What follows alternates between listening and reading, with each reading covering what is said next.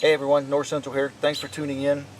Well, we finally caught a break in the weather. It hasn't rained all day, which has been really uncommon for about the last month and a half. It has really come down. It's really been really rainy and dreary out.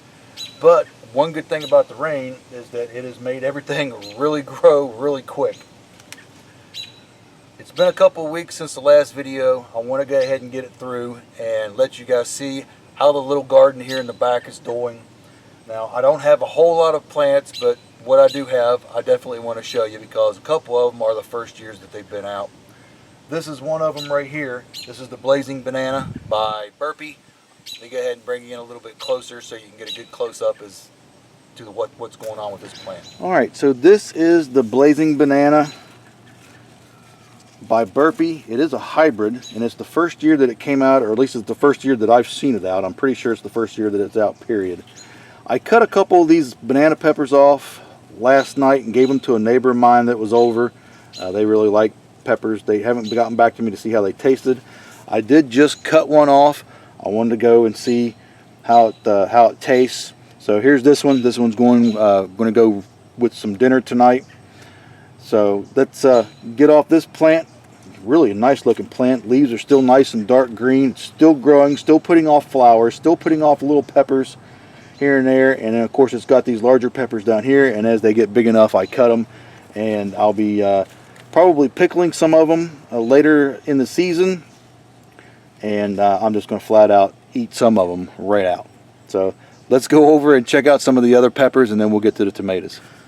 Alright, so this is the California Belle. It is a heirloom, and these are the ones that they just balled up right here at the top for some reason. They grew pretty good, and then they're just right here they balled up. They've got plenty of nutrients. They've been fertilized.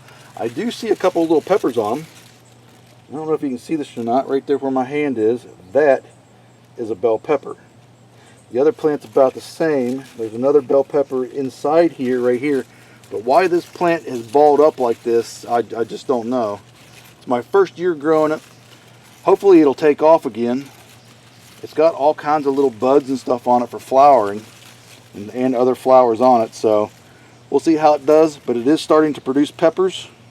Let's go check out the other pepper over here, the other California Belle, and see how it's doing. Well, really it's kind of the same story over here. It grew up really nice, and then right up here at the top it just kind of balled up on itself.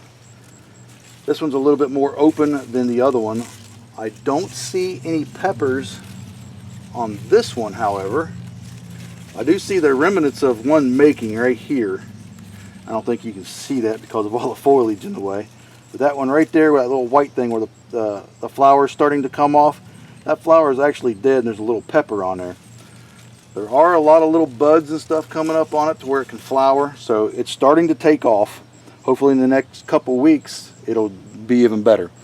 Let's go over to the other bed, and we'll check out the sweet relish peppers that I have that my brother-in-law gave me this year.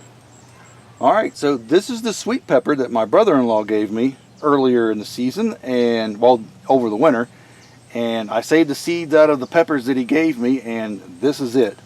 And this thing is just loaded with little peppers.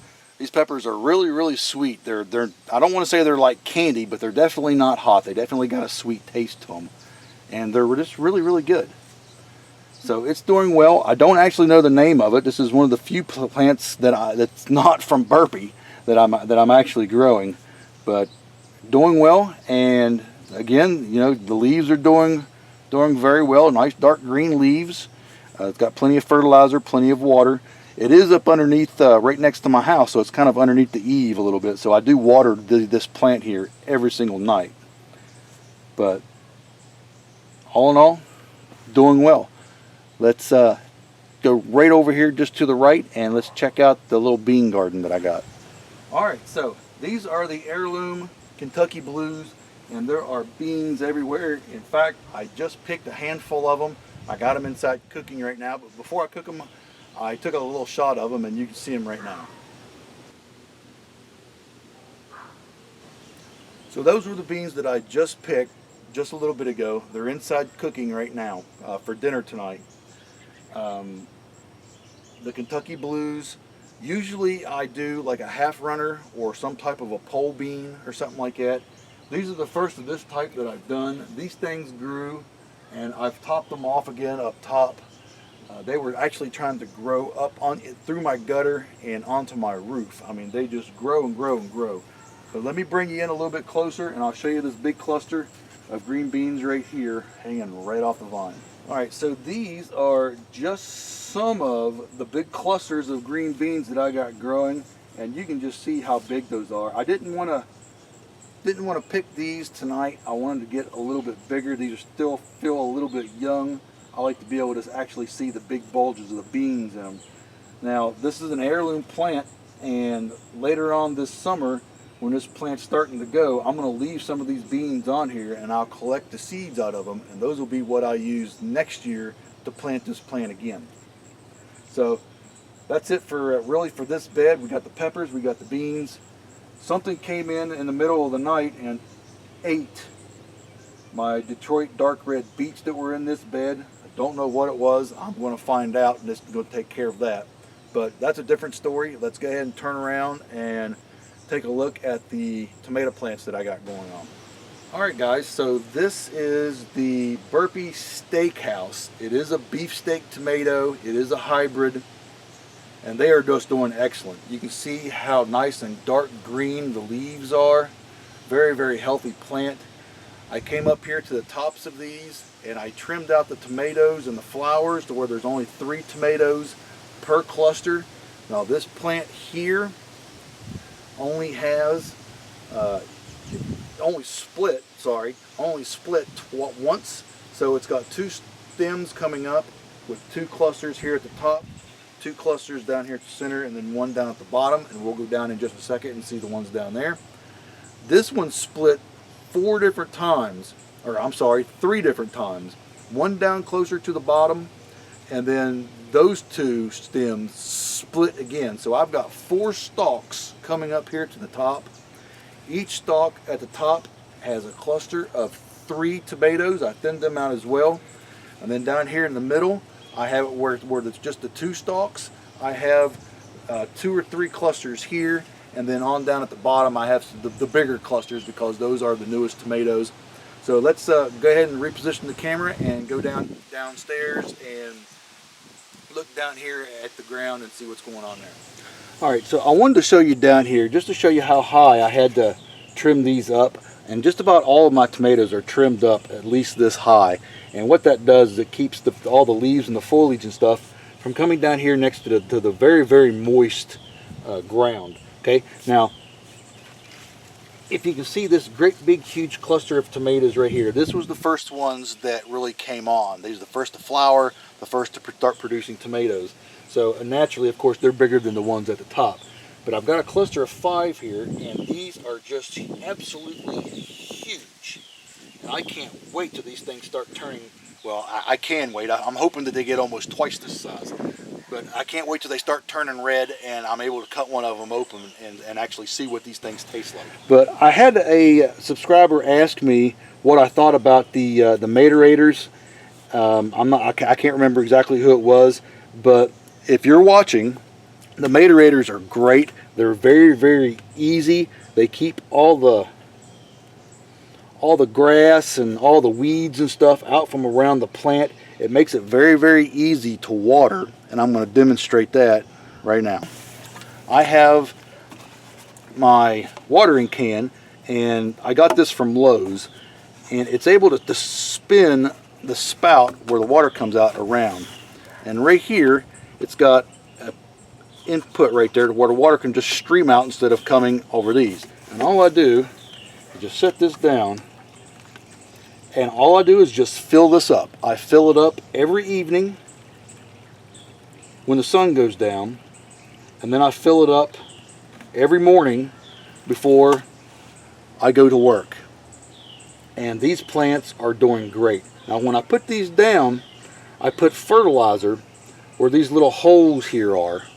And let me get a close-up over on the other one where there's not any water in it, and I'll show you the holes. So these are the holes, or the divots that you put in them, and sometimes you gotta clean them out because they get a little bit of soil in them every once in a while.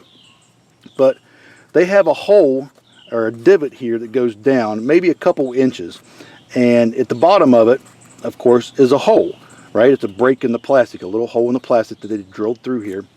And of course, that's where the water, of course, goes through, and it directs it more towards the roots of the plants. Okay, now I also water them in here a little bit in the mornings.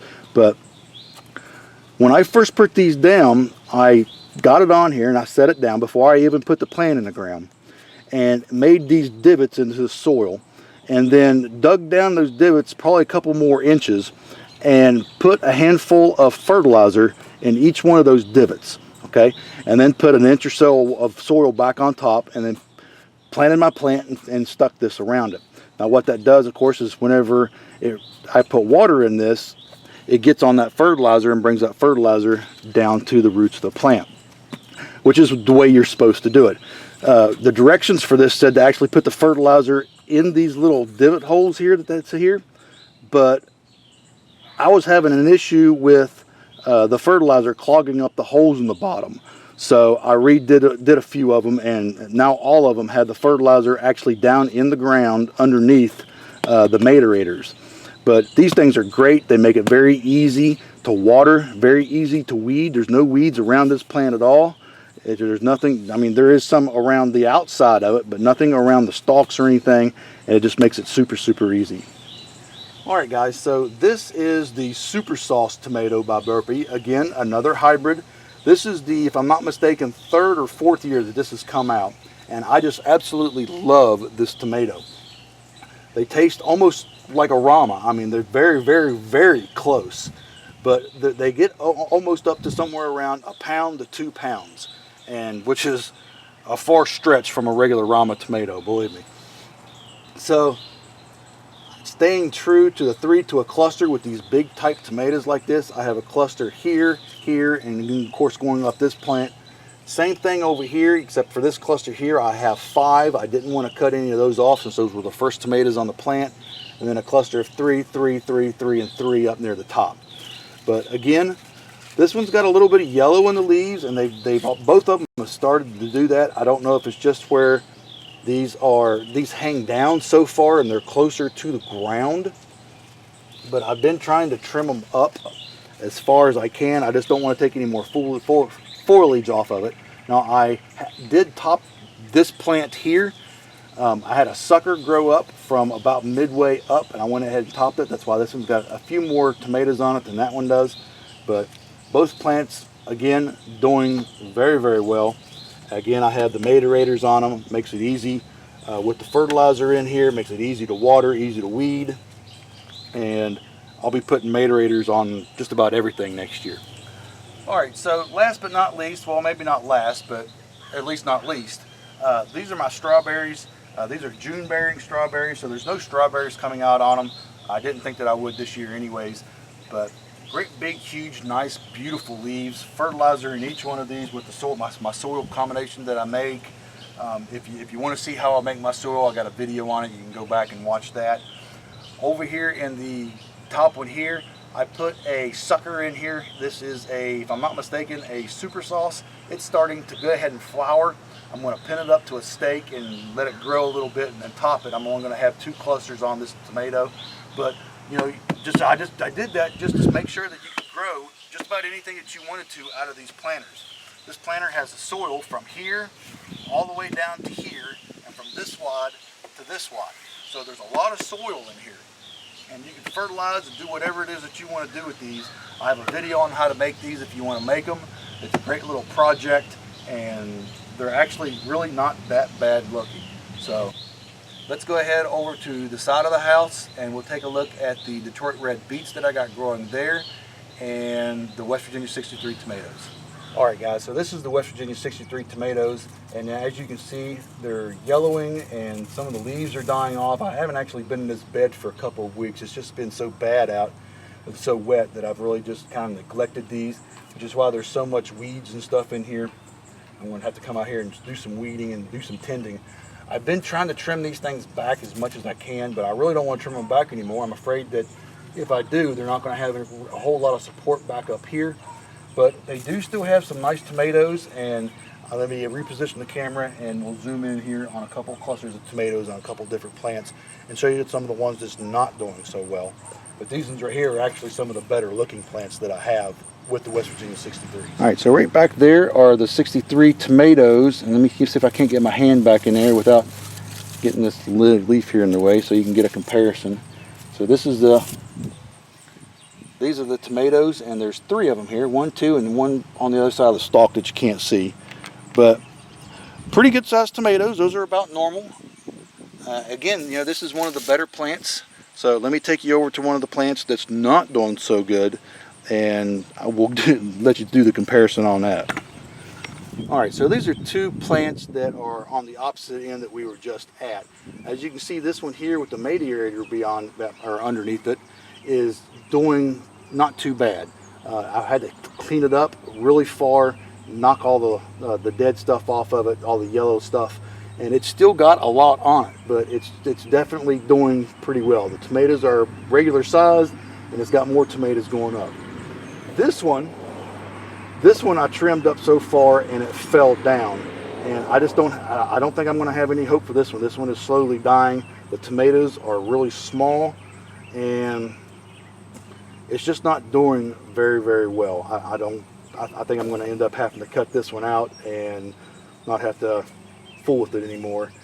The other plants, I have one other one right here beside it that's off screen. Let me position the camera here.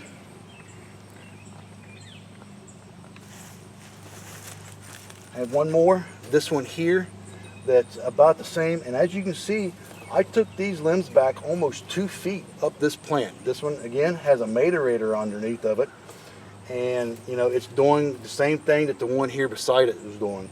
So I don't know if it's just all the moisture and stuff, and these plants just are not doing real super well right here. Now, I did have a little bit of a mold problem in this bed. I took care of the moles, but these plants are it's still nice and green up here at the top, still doing well up here, but it's definitely got some dead stuff on it and some yellow on it. So I'm going to try to do a little bit more tending to it, see if I can make it through it, but as of right now, I don't know. Alright, so right here up front, in front of the tomato cages, on most of them, are the Detroit Red beets. And they're doing well, not too bad, better than most of them that I've grown in here before. They've all got a little tiny beet on the bottom of them. It's just a matter of getting those beets to get real great, big, huge beets. So, but they look good. They're doing well. They're growing. Nothing's in here messing with them. So, we'll see how that does. Well, that's pretty much it in a nutshell.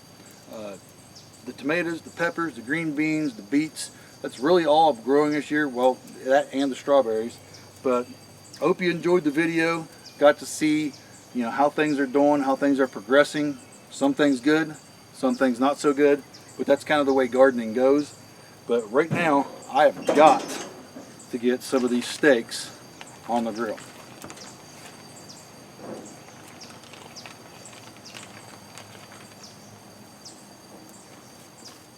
So until next time, thanks for watching. This is North Central. So this is going to be dinner. I've got a very nice piece of New York strip. I've got some of the beautiful green beans, the Kentucky Blues. I've got a couple strips off of the Burpee Blazing Banana Pepper, and a couple pieces of garlic toast, toasted. I'm going to dig in. Hope you guys have a great day.